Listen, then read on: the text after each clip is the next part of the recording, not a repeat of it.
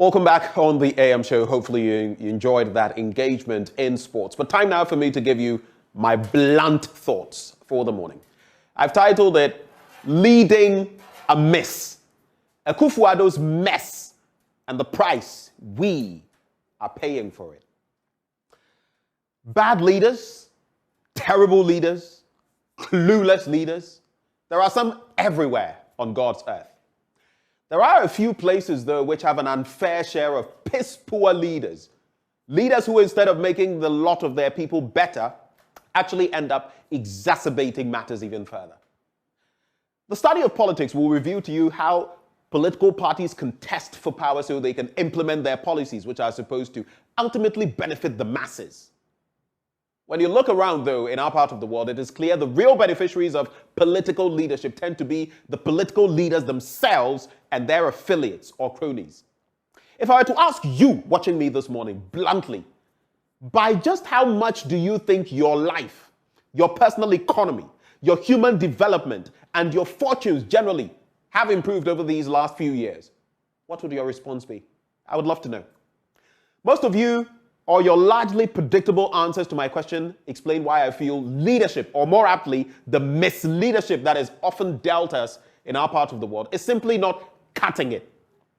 Bad leadership is not always starkly autocratic or dictatorial. In fact, sometimes it comes to us dressed in the conclothes of democracy and human rights and the rule of law and all of that. Let us consider, though, some back-to-the-bone characters from the past and how, though they were not democratic, their actions could reflect some of what we are witnessing. Let's go far back in time and picture Attila the Hun.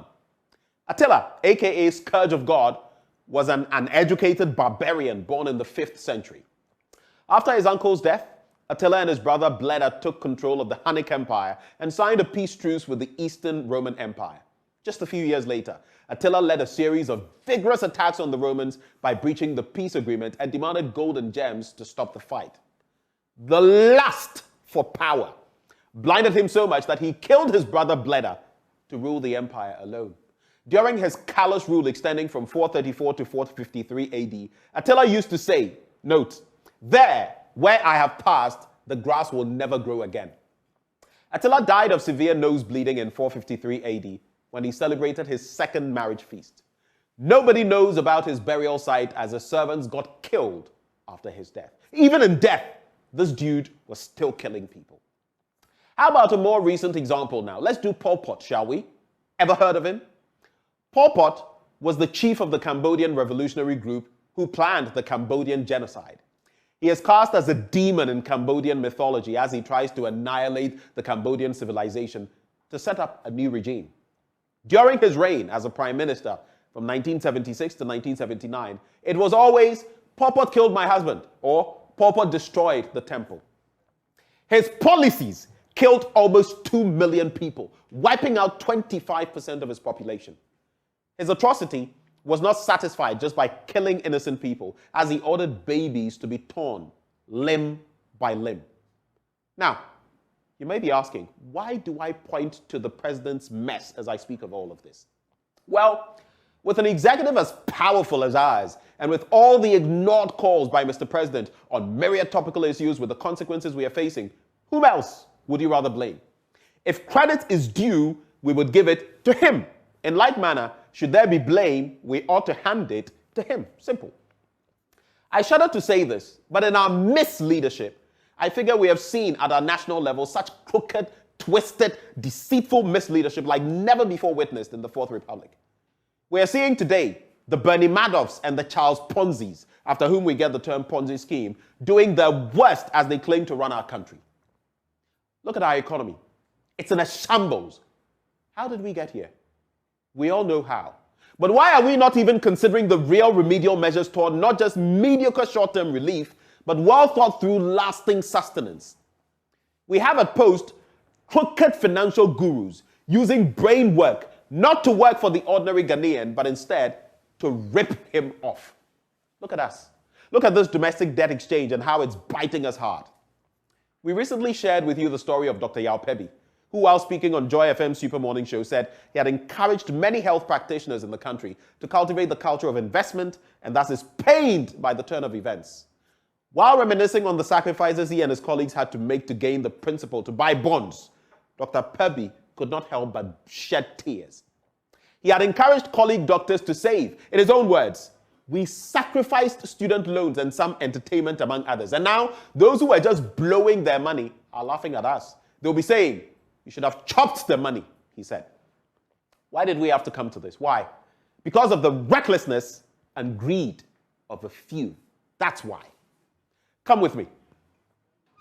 When you look at our slides for today, starting from the calls to downsize government, the Ghana Pentecostal and Charismatic Council has been urging government to cut down on expenditure by reducing the size of government, implement policies that promote the good of the citizenry rather than merely for the political party or the government, and review its major flagship programs. You look at some of our budgetary allocations, even the positives. You look at the 2022 budget allocation for free SHS, 2.3 billion. It shot up to 2.96 billion. 660 million increased. Planting for Food and Jobs, 630 million in 2022, 700 million in 2023. That's a 70 million Ghana cedi increment. 1D1F, 260 million last year. In this year, 350 million. That's a 90 million Ghana cedi increment. My question, even with these increments, how much have we seen and how much can we expect to see? In terms of the calls to downsize government, it's not the first. The Catholic Bishops' Conference has said it. Individual Bondholders Association of Ghana, they pointed to that. The Center for Democratic Development has pointed to that. Occupy Ghana, among a host of other institutions and groups, have asked for same. But even if we don't think that we can do what other countries in the West are doing, how about neighboring African countries? Let's go to Malawi. The president, Lazarus Chakwera, has reduced the cabinet size from 31 ministers to 25 ministers, making it one of the smallest in Africa. And it's not just cabinet. By and large, they have one of the smallest groups in terms of ministerial appointments across the continent.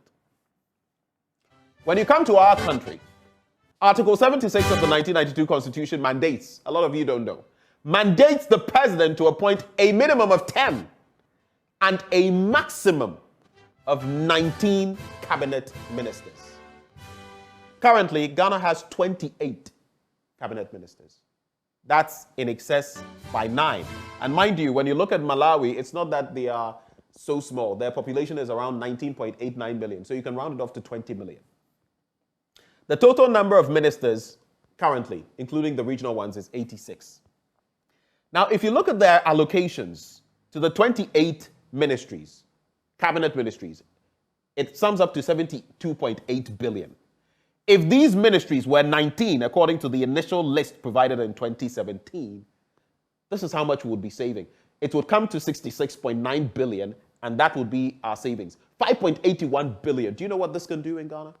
Roads, other infrastructure, hospitals, schools under trees, schools without desks.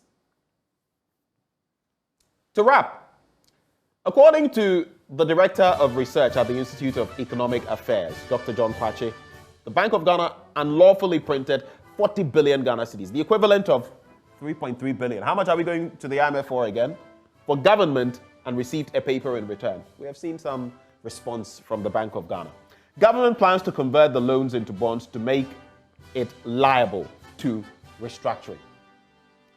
When you look at all these dynamics, fellow Ghanaians, and you contemplate where we are, you see that mismanagement, the recklessness I speak of, has led us here. It's high time we stood up and did something about that. Because if the ship capsizes, we will go down with it. My name is Benjamin Akakpo. I say all these because I am extremely passionate about Amagana. And like I always say, what her future, intricately tied to ours, holds. These are my blunt thoughts for you, served raw, hot, and edited, and undiluted. As always, we pray that God will richly bless our motherland and make her great and strong. God bless the homeland, and make our nation great and strong. Those who defend forever